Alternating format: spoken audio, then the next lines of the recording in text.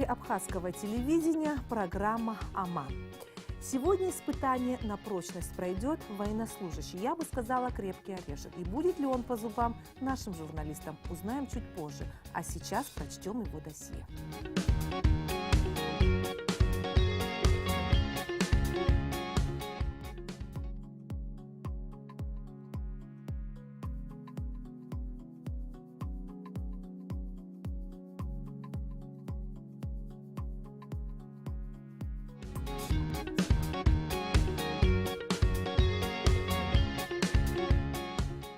Полковник Илья Гамисония находится в комнате для допроса.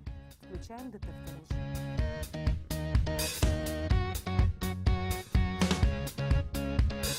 Здравствуйте, Илья Шалович. Добрый день. Как вы себя чувствуете в нашей комнате допроса? Прохладно, но в целом ничего. Когда-нибудь проходили через детектор лжи? Первый раз. Ну, тогда я должна задать вам традиционный наш вопрос. Вы нарушали закон в Республике Абхазия? Вроде бы нет.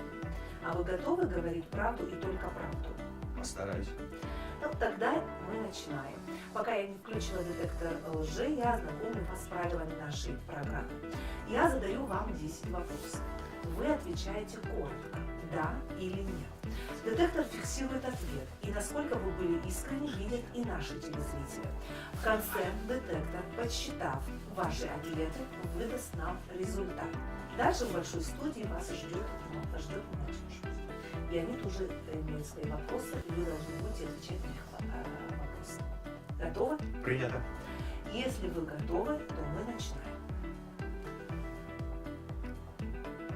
Включаю детектор. Первый вопрос. У вас есть что скрывать? Нет.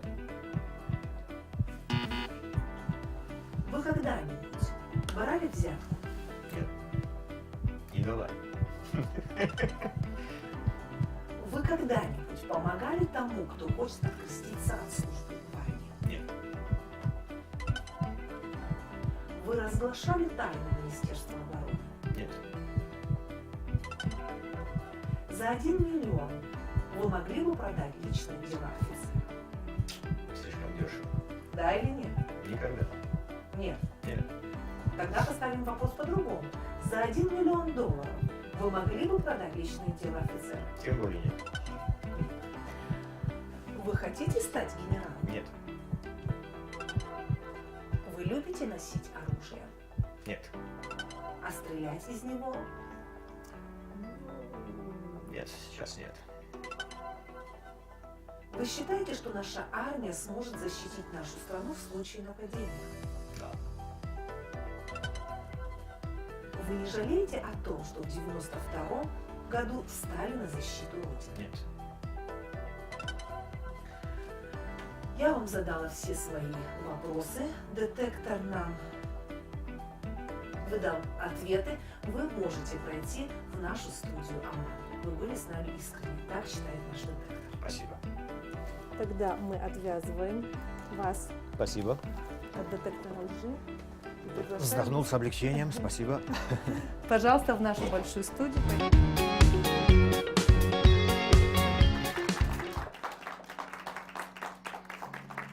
Ваше место. Спасибо. Здравствуйте, ребята. Перед вами гость, полковник Абхазской армии. Возглавляет управление кадров оборонного ведомства нашей страны Илья Шалвович Гамисония.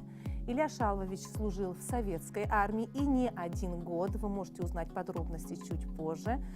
Я думаю, на ваши вопросы он готов дать искренние ответы.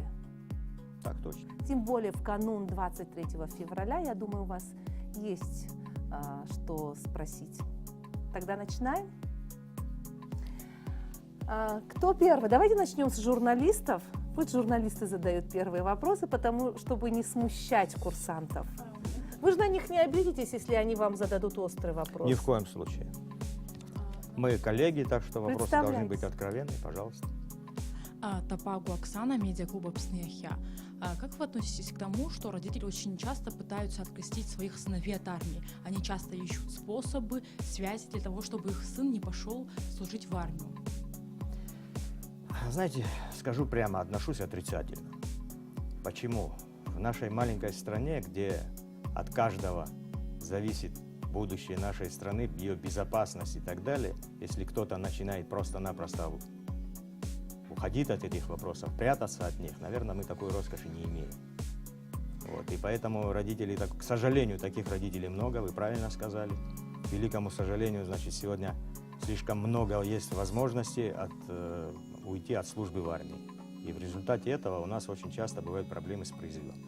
А вот к вам лично обращаются родители, родственники? Вы По знаете, этому вопросу? ко мне не обращаются. Во-первых, это не мое направление, чисто по службе, а во-вторых, значит, я просто бойкотирую подобного рода обращения.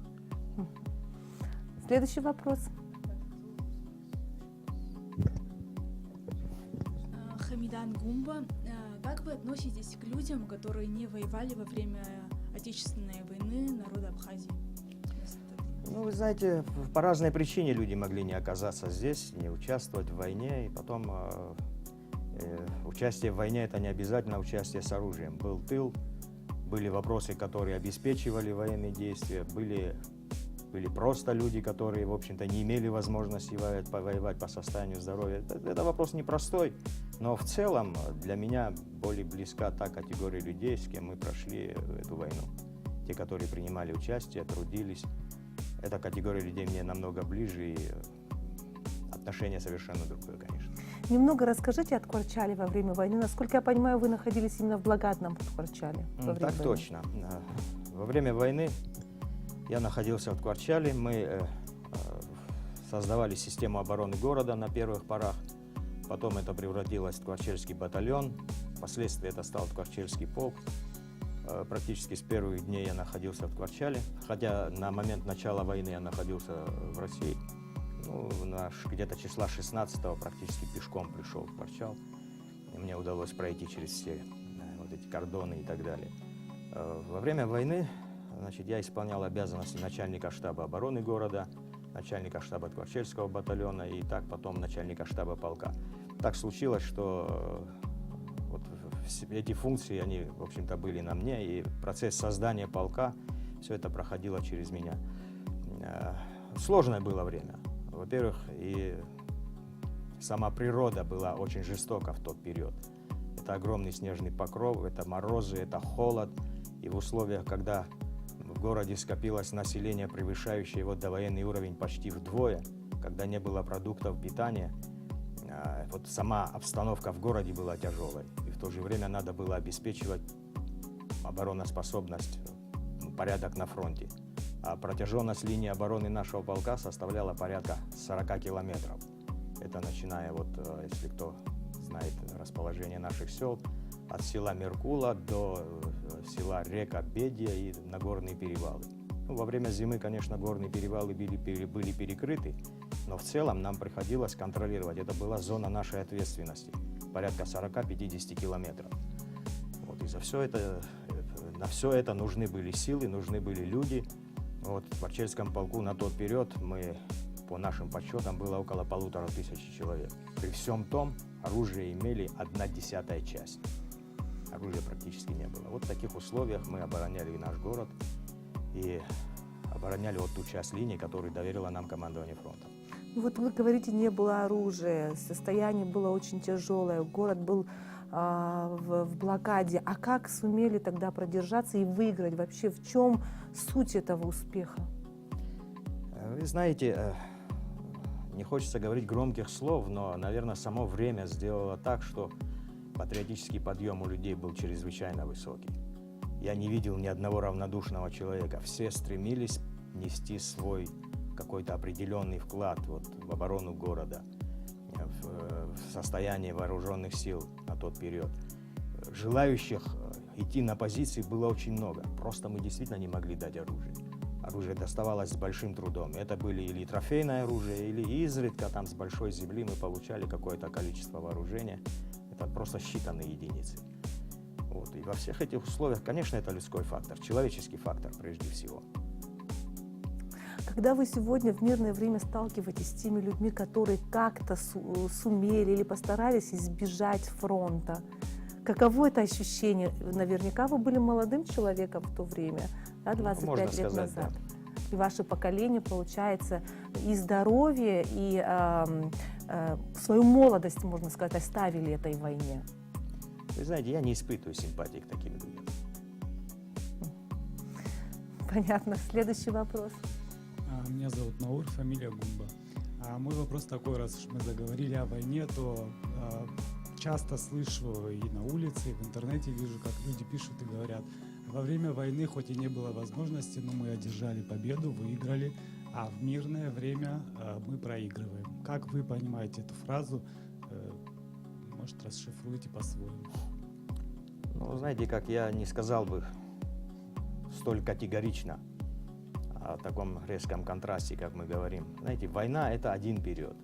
Становление послевоенное, оно трудно для любого государства и для любого народа. Во-первых, мы переходили к совершенно новой формации, форме отношений. Довоенный период, война и послевоенный период – это три совершенно разных временных промежутка. По своей социальной значимости, по экономической составляющей, по политической составляющей. Это совершенно разные времена. И вот послевоенный период, он действительно оказался очень сложным для нас. Сложным по многим факторам. Прежде всего, мы после войны попали в блокаду. Вы знаете, в жесточайшую блокаду. Так случилось. Значит, это был чисто политический процесс. Вот. Это не дало возможности экономически развиваться государству как таковому. Но это подвигло на развитие каких-то чисто человеческих факторов для выживания. Вы знаете эти челночные дела, это тачки мандарин на границе, это попытки наладить какой-то малый бизнес. Все это было очень трудно. И в такой вот среде, конечно, зреют очень много факторов, которые мешают развитию. Это и криминал, это и, значит, апатия, и много других таких факторов. Поэтому с большим трудом давалось нам послевоенное развитие, и сегодня тоже дается непросто. Я думаю, все преодолимо, и все зависит от нас. Очень многое зависит от вас, от молодого поколения очень многое зависит. Дело в том, что именно сегодняшнее время требует нового образования, требует знания высоких технологий. И на этой волне нам надо развиваться. Победить мы можем только обладая соответствующими знаниями и желанием. Иначе мы все время будем простаивать. Если каждый раз будем думать о том, что было вчера, и не будем думать о том, что делать завтра, у нас будет простой, и это будет длиться очень долго. Все-таки я хотела бы вернуться к Советскому Союзу. Вы очень долгое время находились в России. Я боюсь неправильно сказать вашу должность. Вы работали в оборонной промышленности Советского знаете Союза. Как, это была система оборонной промышленности. Головные предприятия находились в Москве и в Ленинграде, но наши заводы находились в Творчеле.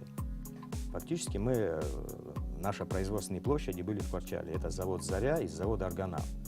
Сейчас мало кто об этом знает, но эти заводы входили в состав оборонной девятки.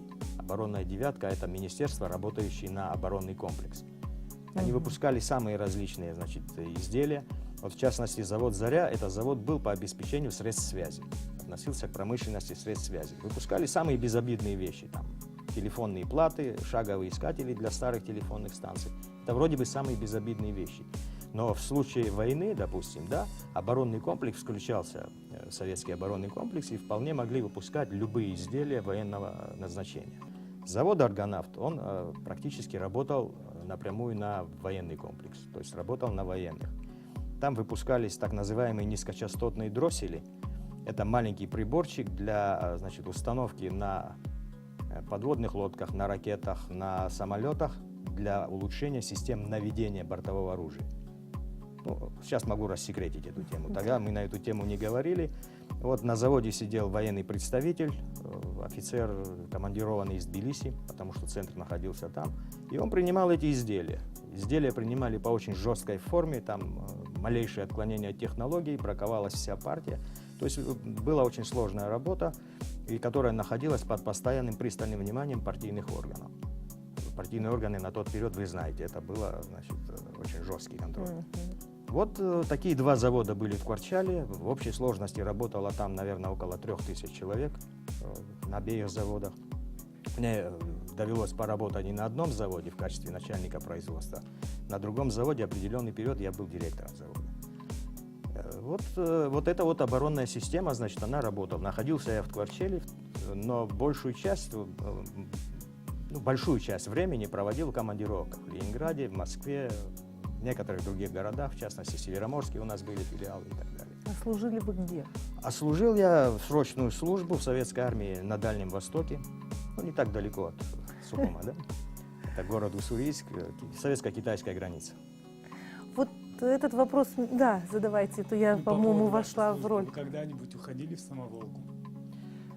Вы знаете, я служил в такой части, где в самоволке, в общем-то, некуда было идти. У нас была приграничная полоса, и выбираться в самоволку, это надо было идти куда-то там в тайгу, там, к медведям, там, к тиграм. Особого желания не было. Да и, в общем-то, служба была такая, что... То есть это была серьезная служба, где была серьезная дисциплина и так далее. А проблемы со служивцами, дедовщина, вы сталкивались с этими? Кто-нибудь еще из Абхазии был, кроме вас? Ну, абхазов. Я встречал несколько человек из Абхазии, вот там был молодой человек по фамилии Шамба, один период мы сталкивались. А в учебном подразделении в Уссурийске я встретил, значит, своего друга Нукзара Агарба, которого призвали через год после того, как я уже служил. Вот это был такой хороший сюрприз. Служили мы в одной части практически, это была танковая часть. Значит, я служил год в этой части, потом ушел, он пришел на мое место, а мы продолжили службу уже в другой части. То есть наши земляки были. Было очень много грузин, было очень много украинцев. Вот. У нас в нашем подразделении это был первый призыв окончивших вузы, которых брали на 1,5 года. До этого служили 1 год, нас забрали на 1,5 года. И первые полгода нас всех направили в учебное подразделение. В учебном подразделении, где было 100 человек с высшим образованием, командовали сержанты такой украинской национальности с 8-классным образованием. Вот представьте себе, что они с нами делали. Да? То есть по полной программе выкладывались, ставили разные задачи. В общем, Конфликтов не было, вот чисто по-абхазски, это там, чисто не бытовые. командуй надо мной. Вот. ну, чисто бытовые конфликты были, но это была советская армия со своей системой, со своими уставами, и там свой характер проявлять особо никому не удавалось. Сейчас, секунду, микрофон.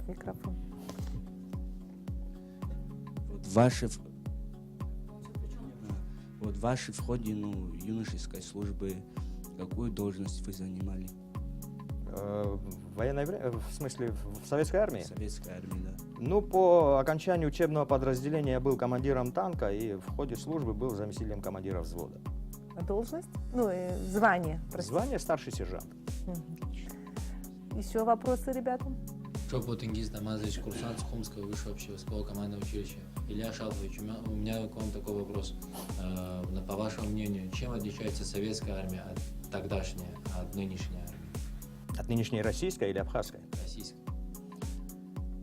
Ну, знаете, советская армия, конечно, это была особая армия со своими интересами, со своей стратегией и так далее. Вот я приведу простой пример. Во время моей службы только вдоль советско-китайской границы было выстроено огромное количество укрепрайонов, военных городков, значит, полигонов и так далее. После развала Советского Союза это все было уничтожено, вот буквально как на ровном месте, до ровного места все было стерто. Российская армия претерпела много проблем. Вот это были периоды там, смены министров обороны, это периоды смена власти и так далее. И, конечно, очень огромные проблемы перетерпела российская армия, но сегодня российская армия это одна из сильнейших армий мира, естественно. Ну, просто временные какие-то рамки. То было одно время, сейчас другое время. В принципе, это такая же мощная армия российская, как... Я не могу сравнить ее по мощи с советской армией, потому что там было много и политической составляющей, и другой составляющей. Но сегодня это мощная, мощнейшая армия в мире. У меня еще один вопрос. Как вы считаете, главный минус, который нужно устранить в абхазской армии, по вашему мнению? Ну, пределов совершенству нет. Я практически имел возможность наблюдать становление нашей армии вот с первых ее дней и по сегодняшний день. Идет постоянное движение вперед, безусловно. Значит, наша армия сегодня это во многом отличается от послевоенной армии. Послевоенная армия это была армия из ветеранов войны, это были люди первого призыва, это было, значит, несколько, скажу так, другой энтузиазм, может быть. Вот. Но тогда было худшее оснащение, худшие условия и так далее. Сегодня сделаны большие шаги вперед. Вы, наверное, это чувствуете и видите сами. Хотя, я еще раз говорю, предел до совершенствования. Нам необходимо совершенствовать техническую базу, материальную базу, социальные условия. При всем том, что наши солдаты хорошо одеты, обуты, значит, накормлены. Но, наверное, требуется улучшать, как говорится, и другие социальные, бытовые условия и так далее. Вот, ну, все впереди. Перспектива есть планы командования, я думаю, все будет строиться нормально. Курсант Сухумского высшего общевойскового командного училища, младший сержант Гогу. Товарищ полковник, у меня такой вопрос к вам. Как вы считаете, хотели бы вы, чтобы абхазская армия была похожа на советскую армию? Конечно, хотел бы. С современным вооружением, даже в какой-то степени на современную российскую армию, да, с ракетами, со всеми техническими достижениями и средствами, которые там есть. Конечно, хотелось бы. Значит, я просто хочу отметить, что на сегодняшний день в нашей армии большее количество, большинство офицеров нашей армии имеют специальное военное образование, чего не было в послевоенный период. В послевоенный период это были в основном, значит, люди с гражданским образованием, прошедшие какие-то курсы, 3-месячные, 4-месячные. На сегодняшний процент 90% офицеров нашей армии имеют прекрасное военное образование. Мало того, военное образование, настоящее военное образование имеют немногие офицеры запаса. Как вы знаете, наша армия это прежде всего это резервисты, в том числе, вернее, резервисты. И когда уже резервные подразделения пополняются офицерами соответствующих воинских специальностей, это уже о многом говорит. У меня вот этот вопрос. Те, кто служил и прошел советскую армию в начале войны, это те, которые взяли оружие в руки. И у них был багаж знаний, у них были навыки военного дела, и, возможно, они могли умело себя вести на поле боя. Сейчас, когда родители пытаются спрятать своих детей, увести от армии, а у нас в Грузии не подписан мирный договор, и дай бог, что больше никогда не было войны, но все может быть, правда, и в 92 году не все ожидали, что будет война. В случае этого эти ребята могут быть не подготовлены к войне и быть пушечным мясом. Об этом думают родители. Насколько это важно пройти армию, чтобы легко в учении, вернее, трудно в учении, но легко в бою по принципу. Вы знаете, желание, как называется, откосить от армии было всегда. И в советское время это было, и, значит, в российской армии это, наверное, есть. Мы не имеем права пользоваться такой роскошью, как откосить от армии. Я уже говорил об этом. Дело в том, что вот первые дни начала войны показали следующее, что без соответствующей подготовки очень сложно вообще настраивать и оборону, строить вообще вооруженные силы, составлять какие-то воинские подразделения. Человек должен иметь специальное образование. У нас таких специалистов было мало. Поэтому сегодня министр обороны уделяет огромное внимание как раз становлению, воспитанию офицерских кадров прежде всего. Вот наш главный багаж во время войны это был багаж советской армии. Офицеры запаса советской армии, служившие срочную службу в советской армии и единицы кадровых офицеров. Единицы кадровых офицеров, особенно вот, отслужившие в Афганистане, как наш командующий Восточным фронтом и министр обороны. Вот на этих людях и держался, в общем-то, стержень нашей обороны, нашей армии и нашей победы. На этом мы и вышли. Сегодня совершенно другое время, сегодня другие технологии, сегодня война будет совершенно другого качества. Поэтому нужны знания, специальные знания, и все должны быть к этому готовы. Знаете, вот этот патриотический разговор, я не пойду на военные сборы, когда надо будет, я приду, там чудеса натворю. Никто не натворит чудеса, потому что надо знать, куда ты придешь, надо знать, на что ты способен, надо знать свое место в армии. Если ты не знаешь свое место во время военных действий, ты просто погибнешь. Кстати, в России есть хороший закон. Не отслужившие в вооруженных силах не имеют права занимать должности в государственной службе. В Абхазии это подействует, потому что все хотят должности. Да, я думаю, что этот закон мы должны принять. Я надеюсь, что, значит, комитет по обороне этот закон будет рассматривать в ближайшее время. Это будет хорошим стимулом для тех, которые думают о легкой жизни. Вопрос? Но вы говорите, тот, кто не отслужил, не должен занимать какие-то должности, а тот, кто не воевал, не занимает какую-то должность у нас сегодня. Ваше мнение какое? Ну, вы знаете как, есть, да, понятно, кто воевал, они должны быть привилегированы во многих вопросах. Но есть, наверное, и такие должности, и такая работа, где нужны специальные знания, специальное образование. Может быть, вот этот момент, он в какой-то степени упрощает этот подход. Хотя лично я, как и мои товарищи, и ветераны войны, конечно, всегда считаем, что те, которые потрудились для своей страны, особенно вот в годы войны, они заслуживают того, чтобы и занимать какие-то должности. И, в общем-то, это те люди, на которых можно надеяться в большей степени. Ну, это мое личное мнение. Вот. Хотя, в целом, я еще раз хочу сказать, что профессиональные знания, они должны быть прежде всего. Профессиональные знания и умение работать и знать свою работу – это очень важный момент. Когда вы создавали батальоны, как вы раньше говорили, было мало кадровых офицеров, как вы выбирали людей, которых могли назначить командирами батальона или командирами ротов? Как вы могли выбрать человека, который, например, не служил в армии или имел мало знаний насчет армии? Как вы выбирали? И знаете как, я уже говорил, что вот какой-то небывалый патриотический подъем, вот такой пассионарный всплеск был в то время. Люди находились сами. Вот командиры становились сами, они просто появлялись ниоткуда. Даже те, которые никогда не служили в армии, даже те, которые пришли там из армии в звании там младшего сержанта или же вообще рядовыми, многие становились талантливыми командирами. Многие четко они поняли, вот просто, видимо, сама опасность ситуации, сама ситуация выдвигала этих людей. Это было всегда так. Вы знаете историю. И в нашей истории мы ничем не отличаемся от других. У нас действительно появились вот эти самородки, вот эти ребята, которые, в общем-то, все вместе победили в этой войне. Есть еще вопросы? Давайте по-быстрому. Как вы знаете, девушки в израильской армии служат наравне с мужчинами во всех родах войск. У нас в Абхазии существует ли такая возможность? А вы хотели бы служить в Абхазской армии? Конечно.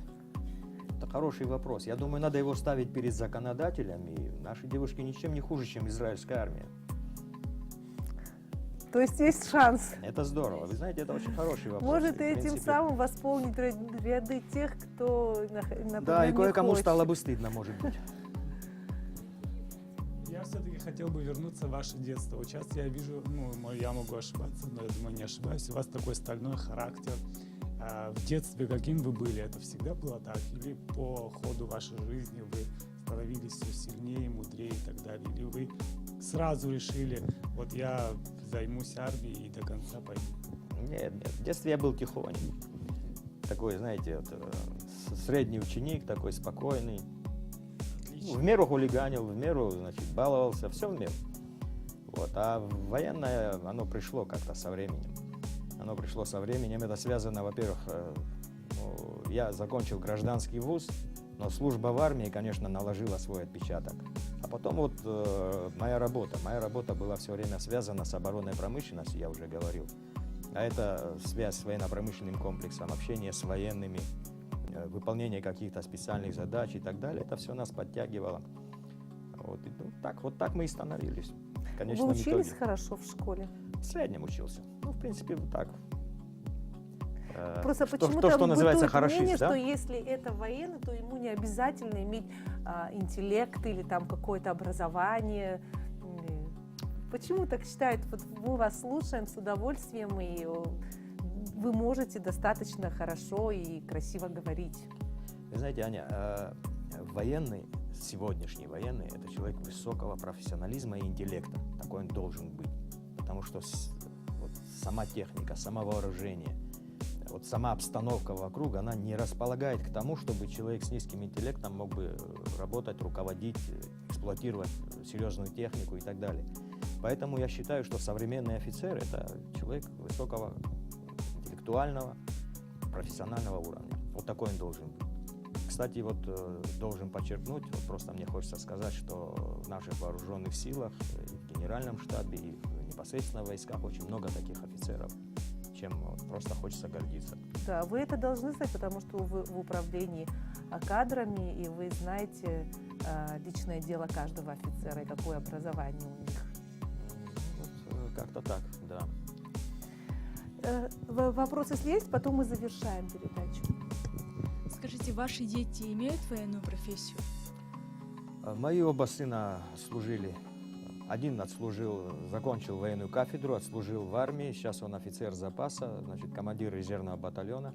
Второй закончил военное училище, но, к сожалению, значит, не остался в вооруженных силах, просто его специальность не была востребована. Он работает в народном хозяйстве, но является офицером запаса и, по-моему, занимает должность заместителя командира бригады по какой-то части там. Да. А если ваш внук откажется от службы в армии, как вы к этому отнесетесь? Ну, он пока еще слишком маленький, до этого пока не дошло дело, но я думаю, что он не откажется. У нас это не принято. То есть это уже вот заложено, когда формируется ребенок, это уже родители закладывают, что служба в армии необходима, да? Да, конечно, наверное, так. А потом, знаете, сама жизнь, она показывает вот его возможности, его желания. Вы знаете, очень важен настрой общества вот, по отношению к военным, по отношению к своим защитникам. Вот сама обстановка, сама среда, она должна ставить человека в такие условия, когда он будет чувствовать, что ему стыдно, если он не отслужит свою службу в армии, если он не пройдет вот эту военную школу. Вот во многих странах мира, где армии формируются по принципу, вот, скажем так, резервистов, вот, там существует и присутствует вот такой аспект, что человек, не служащий, не прошедший сборы, ежегодно не приходящий на военную службу, он становится изгоем в обществе. Его, значит, не берут на работу, его не воспринимают соседи, от него отворачиваются близкие и так далее, и так далее. Есть такой момент. Вот я читал об армии Швейцарии, очень интересный момент. И вот еще такой интересный факт. В Швейцарии, в самой Швейцарии, тиров, тиры для стрельбы, тиров намного больше, чем кафе и ресторанов. То есть на каждом шагу есть тир, где мужчины, женщины, старики, дети и так далее, все тренируются в стрельбе. То есть они все готовы к службе в армии, в том числе и женщины, и девушки в том числе. Кстати, это соответствует нашему темпераменту. Вот нашему Поэтому, менталитету это да. вроде бы соответствует, но вот почему-то не видно стремления к этому. У нас всего один стрелковый тир в Абхазии, насколько я знаю, стрелковый клуб. Кстати, вот молодые люди популярным стал, прекрасно, значит, они там работают, все, и это очень хороший центр для воспитания, значит, для тренировок, даже вот для такого какого-то создания единения, общения, да, вот на основе стрелкового клуба. Это здорово. Если есть вопросы, и потом мы завершаем. Сухумское военное высшее общевойсковое командное училище. Курсант Арзама Баграт. Отклоняясь от военных вопросов, есть такой вопрос. Говорят, вы большой охотник, любитель охоты, это правда? Охоты? Вы знаете, как я очень люблю ходить с ружьем, да, вот. Повесил ружье на плечо и ходить. А стрелять я не люблю, особенно по живым целям. Ей-богу. Стрелять я люблю в цель, так вот, в тире и так далее. А вот ходить с ружьем люблю, по горам, по лесам и так далее. То есть это близость к природе мне больше интересно, чем пострелить какую-то птичку там или еще кого-то. Вообще любите оружие, носите оружие, дома храните целый арсенал. Как у вас? Ну, оружие, Какая как и любовь к положено оружию? резервисту, мы имеем все, что нам положено. Оружие я люблю в каком плане? Это вообще мужской атрибут. Вот, знаете как, любить оружие, это не значит, что вот там иметь кучу этого оружия, оно лежит год, ржавеет и так далее. Вот я его никому не дам, спрячу, и вот я имею оружие. С оружием надо ухаживать прежде всего. Оружие должно быть боевой готовности. Вот, кстати, к вопросу об оружии. У нас очень многие, значит, сейчас идут споры, да? Нужен закон об оружии, не нужен закон об оружии, нужно ли у населения оставлять оружие. И главным аргументом у нас звучит, что вот мы нация, которая всегда ходила с оружием, мы должны там иметь это оружие. Абсолютно верно, но оружие должно быть в боевой готовности. Я видел очень многих таких любителей, которые громогласно заявляли, что они никому не дадут оружие, потому что они так его любят. А когда откроешь крышку, ствольную крышку и посмотришь на состояние его автомата, там только тараканы не завелись. То есть ржавая совершенно техника, и вот он называет это любовью к оружию. Оружие должно быть вычищено, боевой готовности и закрыто в соответствующем, значит, помещении, вдалеке от больных, детей и так далее. Все? Еще один. Да, давай. вопрос. Товарищ полковник, хотите ли вы стать генералом? Ну, я, во-первых, уже не в том возрасте, чтобы мне куда-то там стремиться, да, я почти что пенсионер, так что, вы знаете, хороший полковник, он, по-моему, тоже нужен. Ну, вообще говорят, какой солдат не мечтает быть генералом. Это так? Вы мечтаете быть Это ваша генералом? мечта должна Вы быть, и хотите это быть здорово. генералом? Ну, вы стремитесь к этому. Если мы заслужим, то, конечно. Ясно. Ну, все, мы завершаем нашу передачу. Вопросы были интересные, ответы тоже были не менее интересными. Я думаю, что для себя молодые люди извлекли пользу из этой беседы. Информация была достаточно объемная.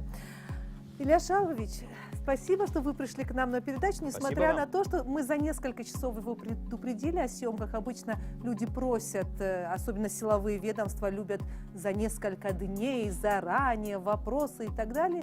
Но тем не менее, вот оборонное ведомство нашей страны, я хочу это подчеркнуть, всегда они легки в этом вопросе.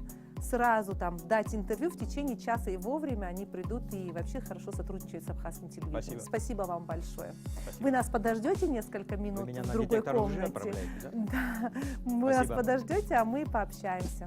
Похлопаем, Илья Шалвович?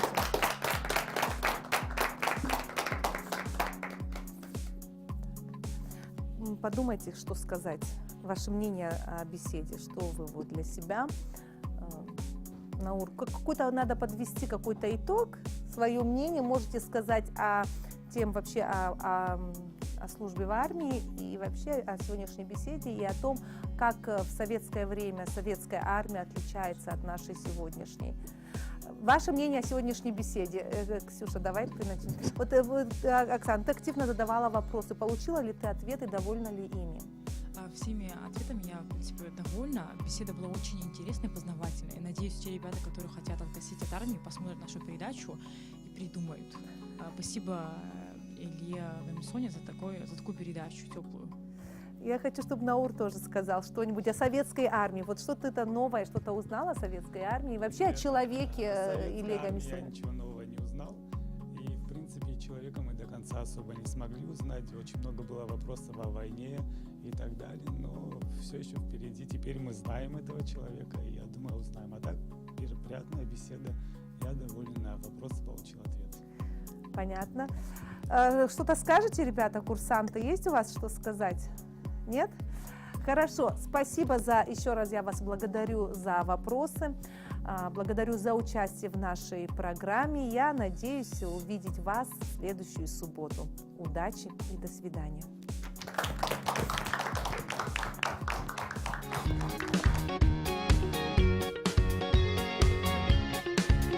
Илья Шалвович, был ли вопрос, который вы ждали, но ребята не озвучили?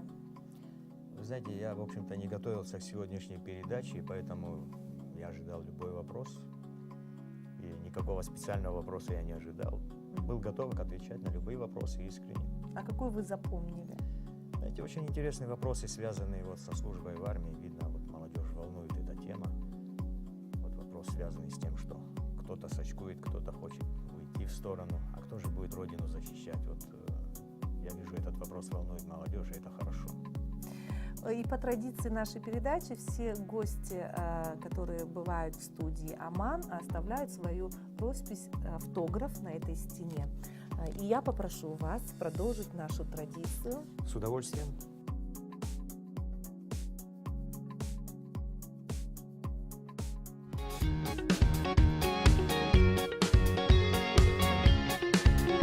Еще раз благодарю вас за участие в нашей программе. Спасибо за хорошую программу. Удачи вам. Всего доброго. Спасибо. Это была программа «АМАН» на Абхазском телевидении, а я ее ведущая Анна Гуния. Увидимся в следующую субботу. До свидания.